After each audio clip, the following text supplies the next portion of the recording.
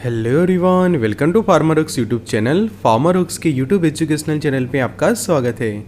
आज के video lecture में हम डिटेल में स्टडी करेंगे सेप्ट्रान टैबलेट के बारे में। तो हम सीखेंगे उसके बेसिक यूज़ के बारे में कि कौन से अलग अलग मेडिकल कंडीशंस के अंदर सेप्ट्रान टैबलेट यूज़ की जाती है।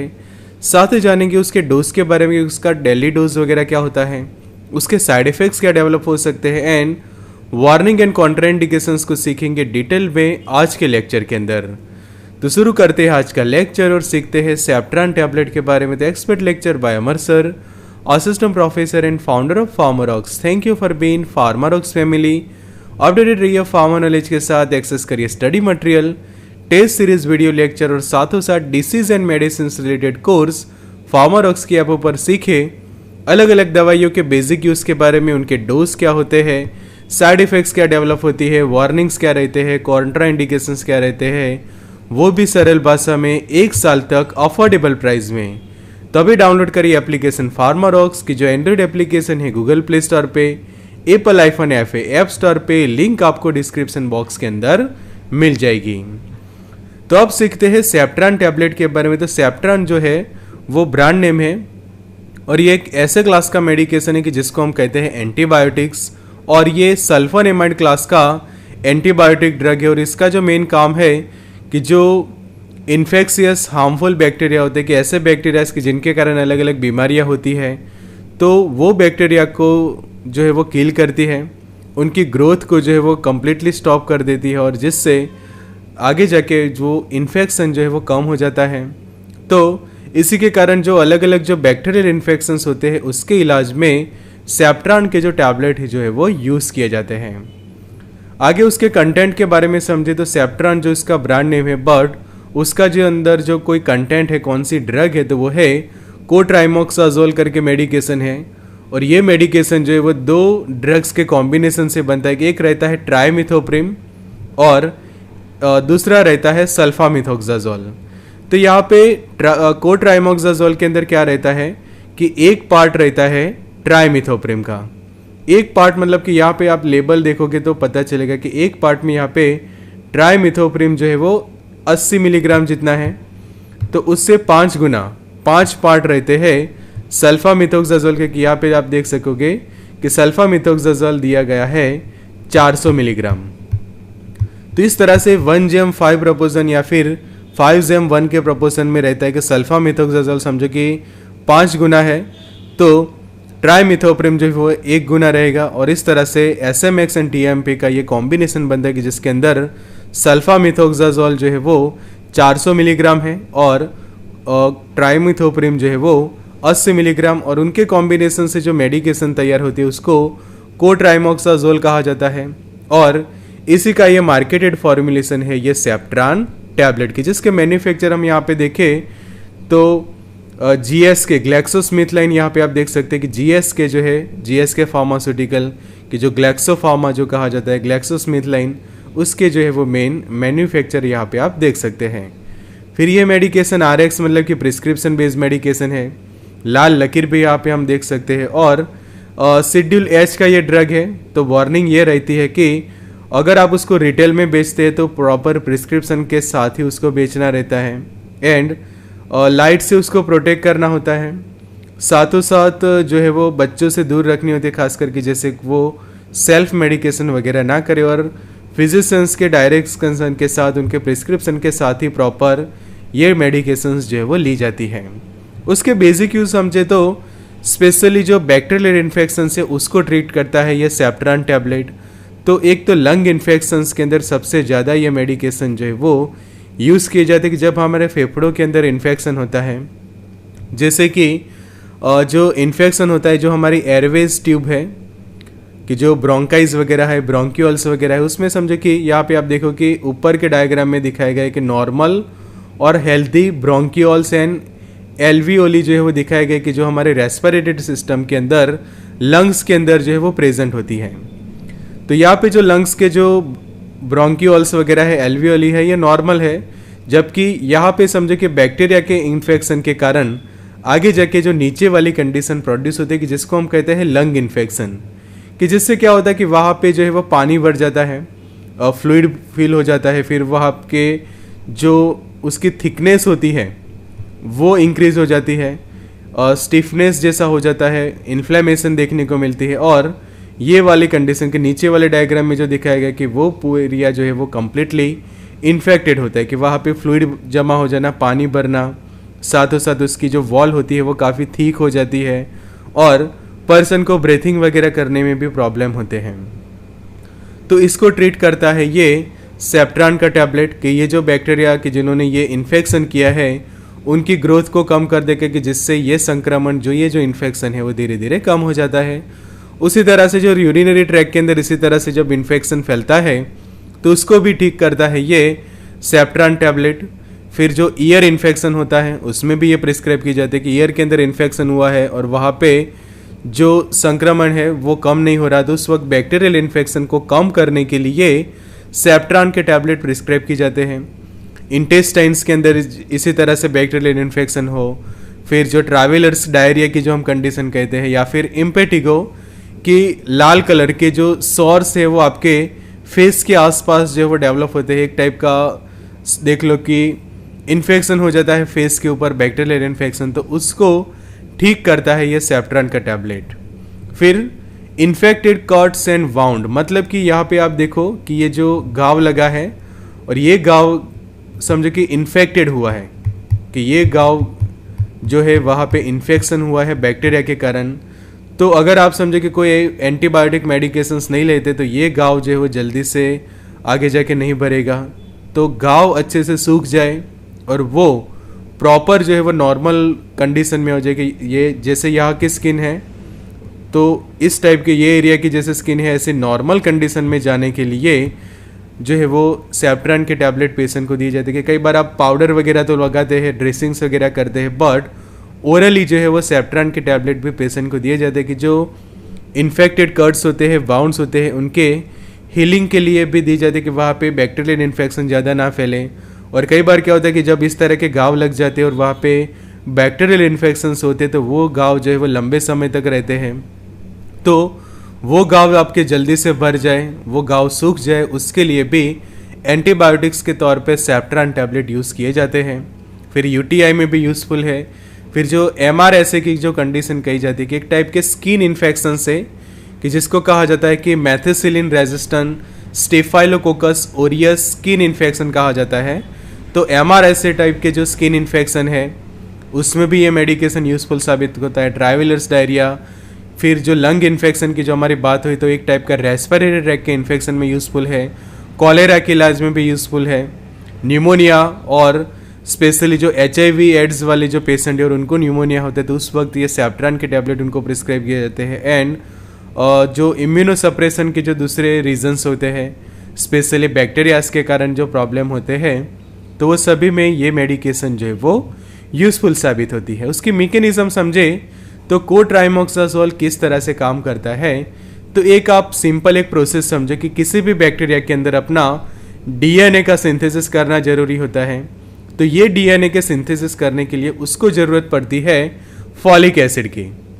तो फॉलिक एसिड जो है वो प्रोड्यूस होता है एंड यूज़ होता है बैक्टीरिया के द्वारा अपने DNA को बनाने के लिए, एंड आगे जाके वो DNA बना के अपना रिप्रोडक्शन करता है। DNA का फिर रेप्लिकेशन होता है कि एक में से फिर दूसरा DNA तैयार होगा, फिर उसमें से एक और DNA तैयार होगा, इस तरह से फिर DNA के रेप्लिकेशन चालू होती है। तो बैक्टीरिया को अपनी ग्रोथ करने के लिए, अपना रिप्रोडक्शन करने के लिए DNA का रेप्लिकेशन करना जरूरी है, साथों साथ DNA को बनाना भी जरूरी है, तो इसीलिए ये फॉलिक एसिड जो है वो इन्वॉल्व होते हैं। तो यहाँ पे आप देखो कि ये जो पूरा पाथवे देख रहे हैं, तो वो पाथवेज के अंदर जो सल्फोनेमाइड्स जो है वो क्या करते हैं, फॉलिक एसिड का जो सिंथेसिस है वो इनहिबिट कर देते हैं।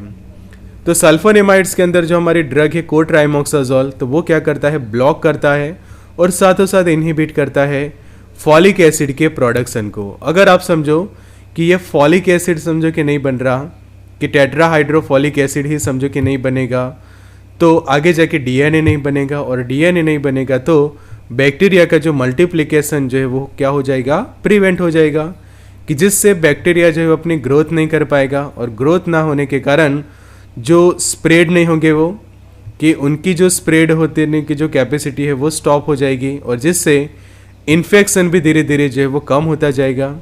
तो इस तरह से ये कोट्राइमोक्साजोल मेडिकेशन काम करती है और यही मेडिकेशन को लेकर जो मार्केटेड फॉर्मुलेशन है सेप्ट्रान जो बनाया गया है। उसकी हम डोज की बात करें तो ट्राइमिथोप्रिन और सल्फामिथोक्साजोल का जो कॉम्बिनेशन जो हम आज डिस्कस कर रहे हैं कि जिसके अंदर 80 मिलीग्राम जितना ड्रग है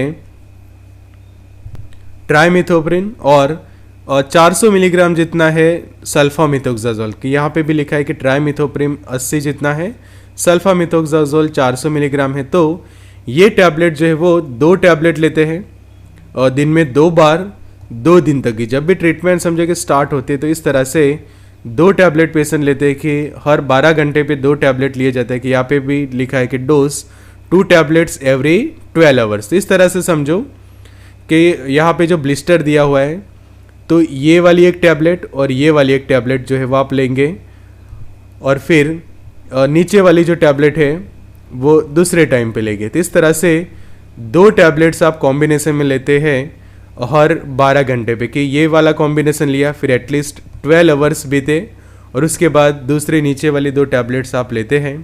तो ये हो गया बीडी कि दिन में 2 बार आपने लिया और वो भी 2 दिन तक। इस तरह से आप जो है वो शेड्यूल फॉलो करेंगे।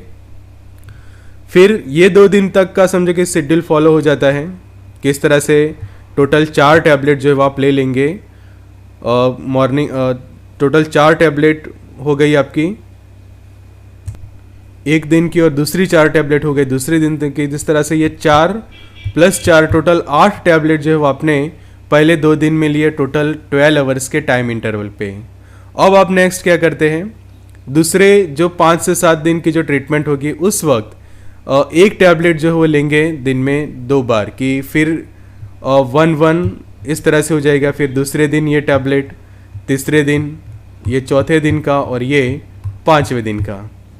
तो इस तरह से रहेगा कि आप फिर उसके बाद की जो ट्रीटमेंट चालूगे तो पहले दिन पे आप जो है वो 2 टैबलेट लेंगे 12 आवर्स के डिफरेंस पे, फिर दूसरे 2 टैबलेट जो है वो 12 आवर्स के डिफरेंस पे। तो 1 टैबलेट जो है वो बीडी इस तरह से यूज़ की जाती है 5 से 7 दिन तक। तो जब ट्रीटमेंट शुरू होती है तो उस वक्त पहले 2 दिन तक 2 टैबलेट लेते हैं हर 12 घंटे पे और उसके बाद 1 टैबलेट लेते हैं हर 12 घंटे पे 5 से 7 दिन तक।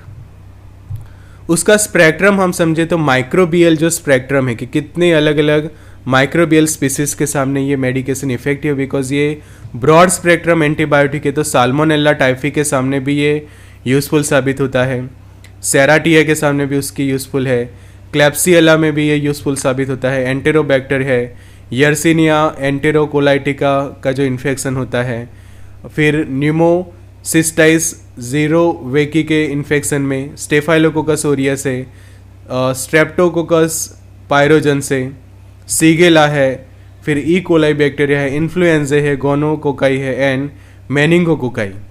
तो ये जितने भी अलग अलग बैक्टीरिया से समझे कि आपके रिपोर्ट वगैरह करवाते और उसमें ये इनमें से किसी भी बैक्टीरिया का इन्फेक्शन समझे कि आपको है तो ये सभी इन्फेक्शन के लिए सबसे बेस्ट रहेगा ये कोट्राइमोक्साजोल का टैबलेट, बिकॉज उसका जो स्पेक्ट्रम है वो ब्रॉड स्पेक्ट्रम है। बहुत सारे ये नंबर ऑफ बैक्टीरियाज के कारण होने वाले इन्फेक्शन को ये मेडिकेशन ठीक करता है। अब जानना जरूरी है उसके साइड इफ़ेक्ट्स क्या होते हैं। तो एक तो नॉजिया वॉमिटिंग कॉमन है कि अगर आप ये मेडिकेशंस लेते हैं तो कई बार आपको उल्टी हो जाती है, जी घबराता है, जी मचलता है और फिर वॉमिटिंग हो जाती है। कुछ लोगों को डायरिया हो जाते हैं कि अगर हाई डोज समझो कि उनको सूट नहीं होता या फिर किसी ने हाई डोज में ले ली ये टैबलेट की, जो हमने डोज रिकमेंडेड किया वो डोज तो सही है पर आप उससे भी ज़्यादा डबल या ट्रिपल डोज ले लेते हैं तो कई बार आपको डायरिया हो सकते हैं, स्किन के ऊपर ऐसे रैसेस डेवलप होना चालू हो जाएंगे, फिर स्टमक आपका डिस्टर्ब रहेगा कि गैस्ट्रोइंटेस्टाइनल ट्रैक्ट में डिस्टर्बेंस जैसा आप फील करेंगे कि जैसे नोज़िया वॉमिटिंग होती है, फिर डायरिया होता है तो ऑब्वियसली आपको ऐसा फील होगा कि आपका स्टमक मतलब कि पेट खराब है, ऐसी कंडीशन फॉर्म हो सकती है। फिर आपके वाइट ब्लड सेल डिक्रीज हो सकते हैं और फिर लो ब्लड सेल काउंट मतलब कि जो ब्लड सेल्स जो वगैरह होते हैं हमारे की, चाहे आरबीसीज है या फिर डब्ल्यूबीसीज, उसका जो काउंट है वो डिक्रीज हो सकता है। कई बार लंबे समय तक ये मेडिकेशंस लेने से पर्सन मेंटल डिप्रेशन में जाते हैं, कई बार कुछ अनकॉन्शियस भी हो जाते हैं एंड लॉस ऑफ एपेटाइट मतलब कि आपकी जो भूख है वो कम हो जाती है। तो ये सब कुछ साइड इफ़ेक्ट्स डेवलप होते हैं। तो अगर ये कोई साइड इफ़ेक्ट ज़्यादा सीरियस हो जाती है तो तुरंत ये मेडिकेशन को लेना बंद कर दीजिए और तुरंत आपके डॉक्टर या फार्मासिस्ट को बता के दूसरे अल्टरनेटिव एंटीबायोटिक्स आप यूज़ कर सकते हैं।